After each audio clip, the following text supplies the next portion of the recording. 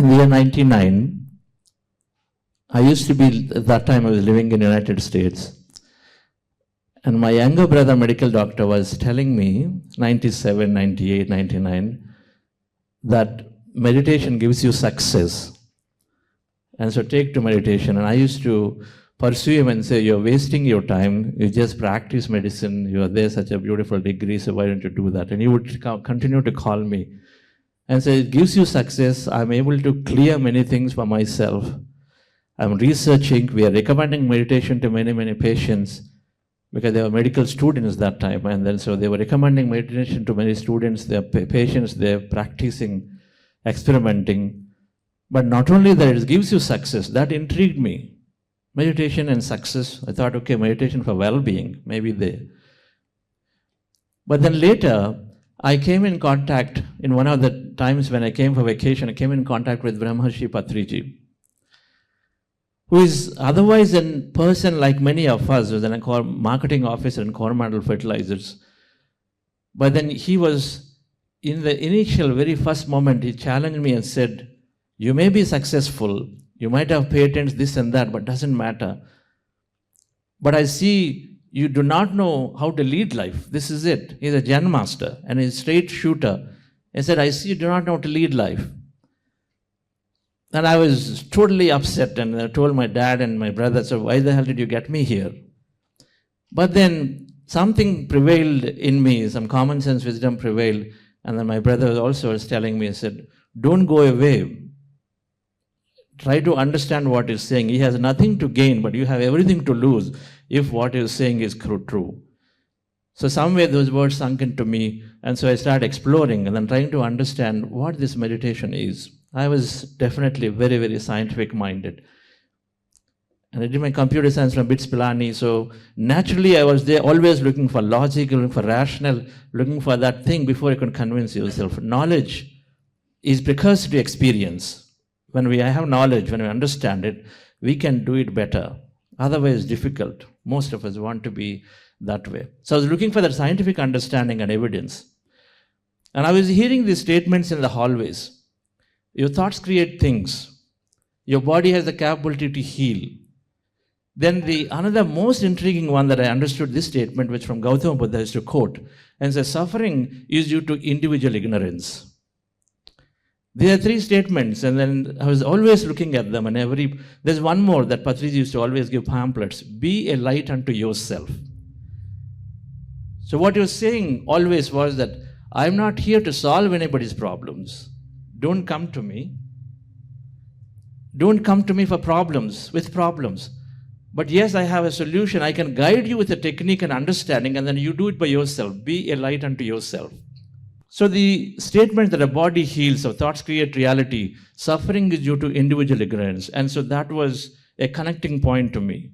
And I was looking, because I was working in startups then, and it was definitely very stressful, and then people would not cooperate. You would see that clients would not necessarily respond the way you wanted them, and then you have your own judgments about it. You come back, you have these meetings, and then something doesn't go right in the meetings, and so you have all these things. And so, of course, there is suffering. But then it says suffering is due to individual ignorance. I was thinking it's because of the person outside. And so that's what got me thinking to say, what is it? And then later, as I went through about 40 days of meditation practice, and I was like this for exploring and trying to see. But I'm seeing people. Somebody said, I went to the doctor, I needed double bypass surgery. But 3 weeks later, then the doctor said, I don't know, whatever you did, you don't need this surgery. I was actually hearing these experiences from them. And then someone says, my life changed. I don't know what that is. But then when I was exploring, as we took to this practice, one fine day I said, I got to take this practice. And so then I did this in 2002. It took me 3 years to explore. But in 2002, I jumped into this practice. When I jumped into this practice, I had a deep chronic backache. And then I also had an ENT challenge, which would which would discourage me from air travel. That air travel, if you go up, ears get blocked. For me, ears wouldn't get unblocked when we come down. And so then it would have a deep pain, very excruciating pain, so I couldn't really take it. So I was discouraging myself to do travels, especially for business travels. Now, if you are if your job involves travel and then you have to curtail travel, you don't like it. And especially I was very, very competent and I was compromising on my career. And so I was not happy about it too. But this meditation, when I started practicing, while it was there in the back of my mind, I was not really looking for a solution. When I started practicing meditation, because I was just exploring, I was not necessarily that great with situations around. And so I started practicing 40 days later. The first thing I've noticed is that people around me changed. The same people, and then they're behaving differently to me. When I was going into the client meetings, I started getting positive responses. And then my managers I thought were biased were all changing. They behave differently. I thought they're biased, always giving time to somebody else, something else. But then that changed. They didn't change. And then I later realized my thought process changed. Thoughts create things. Then I was trying to connect with it.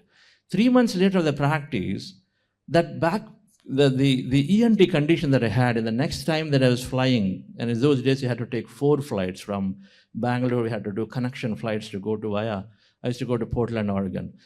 3 months later of the practice, in one of my travels, I recognized my pain is gone, it's not there anymore. I didn't do anything specific, but just practicing meditation, the pain is gone. I wanted to get a confirmation it is true. So the next time, because I was carrying still medication with me, but the next time I said, I'll not carry medication to see maybe the placebo is working, I've got medication next to me, and so I know that anytime I can reach out, and so the placebo effect is there. But the next time I left the medication, I said, I'm going to go travel this time to see if it's gone. So it is gone. That is the time I left medication. Since that time, I truly understood that our body heals if we stop interfering into the body with our own limited, our own worrisome, fearful thinking. So with that then, suddenly this healing came. My backaches, which used to be chronical, now they became thing of the past. I can't even think that I used to have backache. If I had a backache, I used to lie down for 7 to 8 days. I had to relax completely. That L0 issue, bulging has come out and it's got to be operated. But all of that has gone. And then somewhere further, then that's the time I got this opportunity, beautiful opportunity to work with Pyramid Valley International. I got the opportunity to work with Pyramid Valley International. Patriji, I'm ever grateful to Patriji, whom we heard briefly. He made it all very, very simple. The science, he said, is everybody can practice. The technique is only 1 minute it takes to do it. And then he said, you learn from everybody. There's no single master.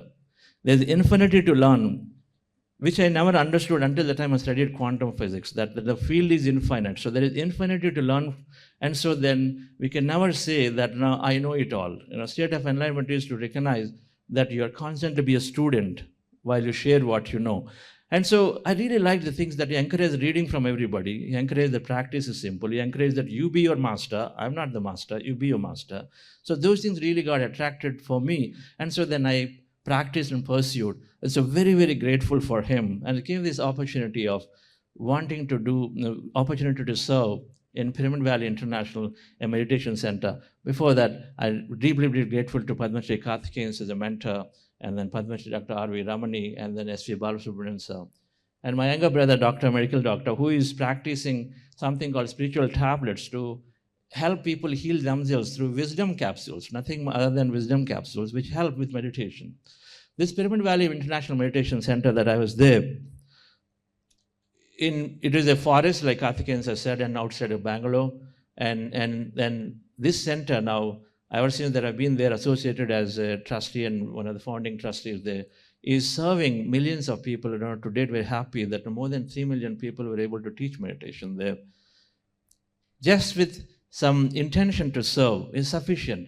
I was running my company by that time, but parallelly was able to take another equivalent of another job to give time because my thoughts changed. What changed was in my meditation, my thoughts changed that you can do anything and everything because thoughts truly create your fundamental reality.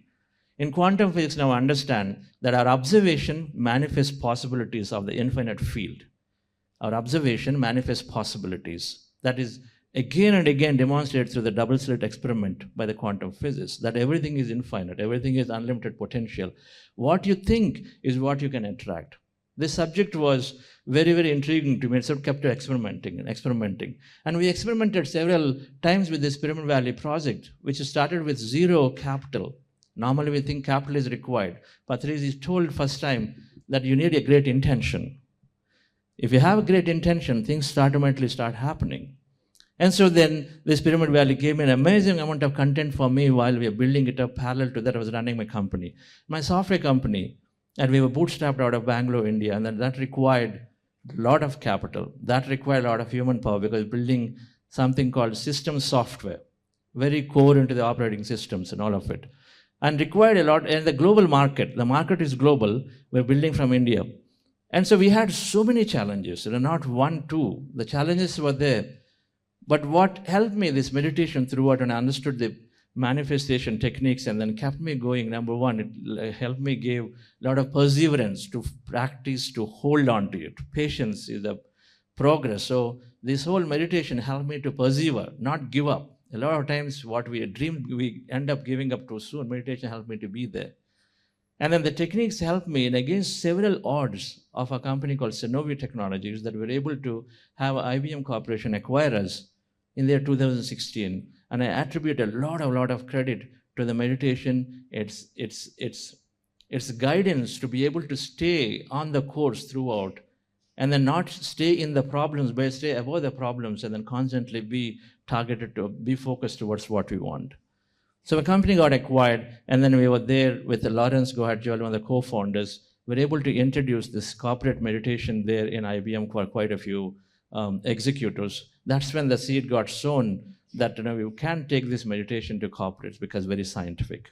I'd come across some of the modern neuroscientists, biologists, Bruce Lipton, Dr. Joe Dispenza, Dr. Deepak Chopra, and then some of them who are also relating meditation to science. Amit Goswami was a quantum physicist. So all of them relating meditation to science. And then so that helped me to say that yes, definitely we can take this to corporates very, very easily. Recently, when we went to one of the institutions here, I have about 500 people, the CEO said, I've been practicing for 25 years, but I didn't know that you can actually talk about this meditation like this in the corporate. Because I thought it's very spiritual, it's personal, and I couldn't do it. And so then we started introducing, and then finally, around 2019, I felt the calling to come out and then do full-time meditation service. We started Buddhasi Quantum Foundation. We're able to do a lot of work with Padma Shri D.R. Karthikeyan sir's great guidance and support. So thank you once again very much, sir. So understanding this meditation, so I would like you to just ask these things. I cannot stop thinking about the task I need to finish. What does it mean to you? When challenges are always there, and every time there is a challenge, every time a deadline, so I keep worrying about it again and again, or I'm calm and live in the moment. What state that you are in when situations come? Or the other way, I'm not good enough to achieve this. I don't have the capability, I can't speak, I can't do. Or nobody supports me, I don't have resources, I'm not empowered. What is that statement that you would have? Versus I'm confident and I can handle whatever comes. Just have a reflection around these, conceptually what they mean to you. I don't know, what is your state of, how do you find yourself when these things are there? If you understand the mind is, Professor Dinesh Kumar is talking about it, restless mind, negative thoughts, 12,000 to 50,000 negative thoughts a day we are going through. And the research shows that 95% are negative or worrisome or fearful, leading towards all kinds of issues, leading with stress. Now, medical experts say 90% of the illness of the body are due to stress. Stress is this consistent, this sustained negative thought. And 90 to 95% of the negative thought that are there in our mind. The second thing are the mind aspect. If you look at mind, is the limitation. And I was quite surprised when I read this. 90% of the life experiences, 90% of the life experiences are through this limited mind thinking, the belief system that we have. If I feel that I come from a poor background, so I can't make it, then that is what is automatically causing us to have our own perceptions and our own behaviors and attitudes. The moment I have a belief, then I automatically have a behavior about it. If I conclude that my institute is not going to encourage innovation, my behavior, my attitudes are different, automatically I give up. I don't never take an initiative because I just already have a conclusion in my mind that this institution does not let me encourage. So 90% of the life events are through our beliefs that are formed, our limitation. Now this is a part of the mind, just like that elephant, which never frees itself once it's tied to a small chain, even though all it takes is to just shake a leg like this and then the peg comes off. But it won't do it because it just constantly believes, it's got trained to believing that it is tied, and so that it never tries. There are several case studies of it. So the understanding is that the limited mind and then restless mind, the two aspects are there. If we can address these two aspects, our brain, if you understand, our brain is divided into three areas. There is this neocortex, which is what humans have. Then there is limbic brain, which is the emotional brain. The neocortex is where our cognitive thinking is there, our visualizations are there, our creation is there. Limbic brain is where emotional brain, where beliefs are stored, most of them. So the mind is divided into these three, and the reptilian brain is for autonomous system. So we leave that for blood circulation and all of that. But there's two beautiful aspects of our brain. The subconscious, what we call, mapped to the limbic brain. For the most case, it's not black and white, but it's most case. The conscious mind that we call, which is connected to our neocortex, which means the big part of the brain. And these are the ones that are housing these restless negative thought, are the limitations, which are driving 90% of our life through this limited thinking. The limited thinking is such that we will not even be able to identify that this is a negative thought. When we have a conclusion that this person at our home, this spouse is like this, no matter, because they continue to respond that way to us, and so no matter what it is, we'll never think that they are different. We always think that is true. The limited thinking is a truth for us, so we can't come out of it. What are you saying? Women have disadvantaged society, for example, is a thought. Now, a very successful doctor in LA was arguing, of course I see it, this is true. This is true. And so then everything goes around it. Then what happens when you're limited thinking? Then you become helpless. Whereas the concept is that if observation manifests possibility, when you change your thought process, and if you come out of it and see there are several people, even though they're women, are able to do many initiatives and then get through and say, what is the reason? So it requires us to identify the core limitation. It requires some work, effort to identify the limitation, because subconscious limitations are coming into action under sub-second response. When there is an environment, when somebody is trying to again trigger an event where you are not getting that opportunity because they're saying, oh, okay, so let's give it to somebody in male in our office, because a lot of men have bias, a lot of managers have bias. When that is happening, you suddenly think, okay, here you go. I'm again not getting that opportunity because it's a male-dominated society. So that thing triggers. Automatically, it's all happening on a sub-second. And so the subconscious beliefs are there in the mind that are limiting our action. And so then we go about behaviorally, whatever that had a programmed response. And so these have to be changed, dear friends. So now the restless mind has to be arrested. And then we need to identify the limitations and reprogram the subconscious. There are two aspects of it. And so then what we understand is that meditation is stilling the mind and then emptying the mind by resting the mind. And the second, meditation, it helps us to look into the subconscious programs. It helps us to see what limitations am I carrying. And then when we can sufficiently give knowledge with case studies with people who are healing, and then automatically people are able to change their thought process, and so they're able to then change their life. That's really what's happening. When we hear that, there are 4 people here who are telling me that with meditation I changed, my panic attacks no longer occur. Now you recognize and say, no matter which medical experts may be telling you, but here you have this great weapon with you in the middle of the night when panic attack happens, you can heal it and then it goes away, right? And so that's why we started giving a lot of information about this, the concepts of the mind, how it works, and a lot of things, wisdom that help us to sort of live a great life. So if you're looking at a science of meditation a little bit more, meditation, if you divide the mind into this conscious, subconscious as an iceberg, the visible portion that we use is very small. The invisible portion that we use is great. That means our life events, 90% are driven through the invisible portion of the mind that we're not even aware. My body will not heal. That's a statement.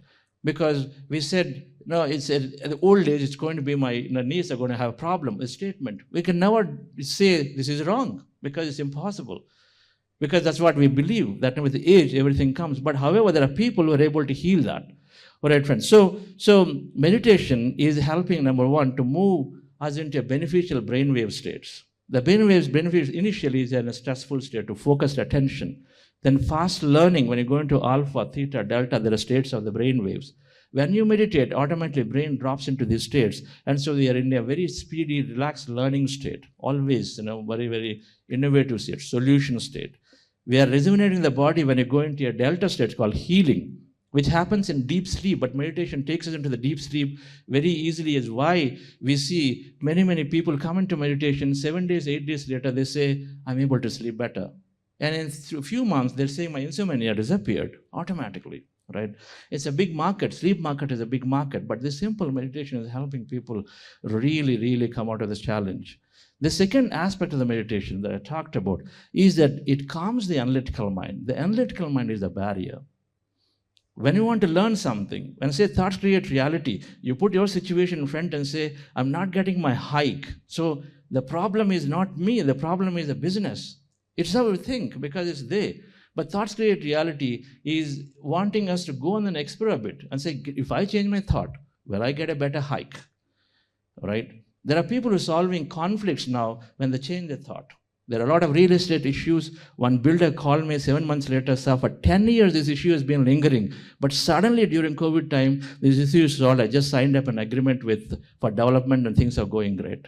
10 years later, the issue is lingering and things happen because you change your thoughts and things happen. For some reason, things happen. Of course, now we can connect with quantum physics. So the second thing happening in meditation, dear friends, is drops the analytical mind, and so then it helps us to look into the subconscious beliefs that we have. So many people that are there, and then we have come to the programs, and then they are struggling with lack of confidence and then hopelessness because life, they just don't have control of the thought. They come to the programs. We have seen with the regular practice in under 6 months, the depressions, many things that are there, mental health challenges, we've seen they heal and they become great counselors today. And then Anil Rankas, from where there in the audience, he says very high stress levels for the insurance company, but then today it became zero. What's happening with meditation? It deactivates the fight or flight mode. Meditation deactivates the fight or flight mode, moves the body into homeostasis automatically. The simple practice is going to do shortly. It increases the feel-good hormones. There are hormones called dopamine, serotonin, all of these hormones that are there that are helping us to just feel good. When things don't happen, we feel bad. We are not able to do a lot of tasks at office or in an institution. But I feel bad about it, worried about it. But with this dopamine production, even though that things happen, you still feel good. That's important so that you can think about your next thing as opposed to keep worrying about the same thing. And so meditation is producing automatically like a gas tank, it automatically fills up the brain to the sufficient level when you're auto-fueling. And so same thing happens, the feel-good hormones, there's plenty of research on this. The second thing is meditation is doing is exactly like making us become children. What happens when you have challenges? Somebody falls, the child is just getting up and then going away. There's no more complaining here, it just moves forward in life. And rather we're getting stuck and trying to blame and complain. So meditation is got this great idea that it develops that you cannot control circumstances, but of course you can control our thoughts and control our emotion. So emotional regulation. Emotional regulation that we see that many day-to-day issues go away. Traffic challenges, this and that, it resolves conflicts automatically because we have great emotional intelligence getting developed. Experimentations are there, which is giving in a 6-week program, somebody had 25% emotional improvement. In our programs, we see many people in 40 days. We are doing all the time, hundreds of surveys, people go through these programs and then talk about how they're feeling. And then we see this kind of improvement. That means they're not just shouting in anger suddenly. That means they're not running away from the problem and is there. Emotion regulation is there. We stay in the room and we talk about it. Before, we'd simply go away. And the third thing that is happening, dear friends, is Kaizen. What's Kaizen? You can tell with our professors here. Continuous improvement. right? There's constant improvement. You're doing the right thing as opposed to doing things for the outcomes. When you do the right thing, things will happen, right? So meditation, we cannot control a lot of times the timing of outcomes, the place where it's going to happen, but we know we can be innovative and open and do the right thing. We can continue to do it. Meditation seems to help a lot of that. So the growth mindset, the Kaizen is about growing, trying to be being open, wanting to do new things, not worrying about results too much. And a lot of those come together is when we can constantly improve, right? And then the concepts of neuro-rigidity and plasticity. Meditation is helping our brains to change to a neuroplastic behavior. So a lot more neurons get created. They've discovered. In the beginning, science said our neurons are fixed as it is when we're born. Later, science said neurons grow till the age of 21.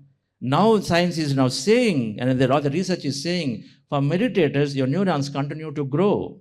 And then you're 50, 60, 70. The research is that gray matter, it's called, is thickening. And so then automatically many efficiencies and abilities are improving, right? And so for meditation is naturally developing a growth mindset because you have this neuroplasticity to learn things. That's the third thing that is happening. And then, when we have to give our time and money, and one thing we're seeing, how many people are ready to give your time and money for others' benefit and sake? For months and months if you have to do, without expecting anything. What we have noticed, the difference is that meditation is, because it is developing, there are two areas. One, it reduces fears in this center called amygdala and subconscious. It increases a prefrontal cortex area, which is developing empathy significantly. And then again, there is a research around it. There is an amazing master called Daniel Goleman, which talked about how emotional intelligence is developed worldwide. He's an Harvard professor. He's written books on it. And then he's talked about how meditation is developing empathy, which is the beginning point for leading towards an unconditional service nature.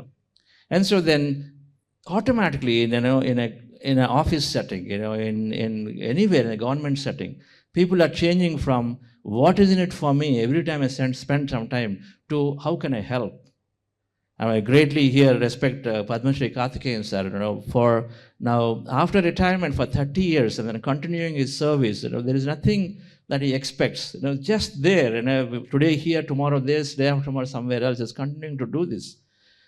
This unconditional service is something that develops automatically when meditation, which means what? In our organizations, we become better teams. We all are doing it. And then so when there is a requirement there, we think, okay, I got my deadline, I got to work on it, versus, step back, and then you go and then help somebody else and come back and then do yourself. This. We understand this. And so meditation, and then we see this in our programs too, first-hand practical. 80% of the people say, we are more empathetic now. And then that's how we're seeing, ton of here. This conference is done with volunteers, by the way. There's nobody here who is a professional. We're all are doing volunteers because they want to give their time, they want to give the resources. The last thing, dear friends, meditation is helping us to align to a purpose. When a group meditates, we recognize in an organization when a group meditates, and a group meditates, they all are coming together, dropping the differences and align to what that group goal is. And so the people come together pretty easily. A family meditates together, they come together with the drop their differences, aligns to the goal, number one. And then it slowly aligns to the purpose that gives us deep meaning and satisfaction. Because the mind is cleared of many things that are unnecessary, unwanted. And so then automatically we are getting clarity about what is it that I must do. When Sir said all the happiness is not external, it's all inside. Buddha said it's not external, inside. So meditation is helping us to recognize where is that I need to spend. It's not necessary. We all have a purpose, otherwise we wouldn't be here. It's not about renouncing life. That's what Patriji, when he said, it's not about renouncing. We own our creation, and then we live our life beautifully with a purpose which gives us deep satisfaction.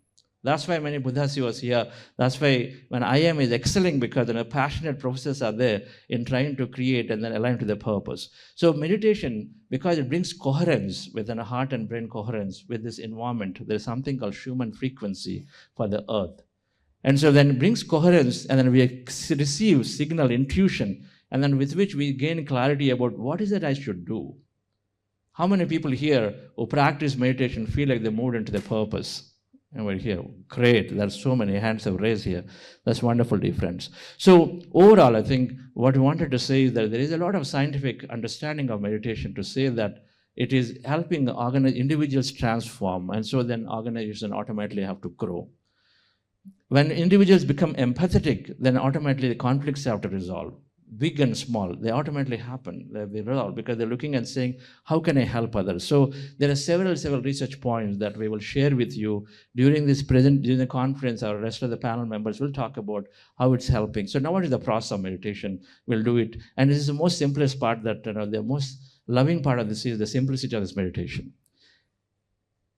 Two parts of this meditation. One is, what is involved is emptying a mind of thought. We empty the mind of thought.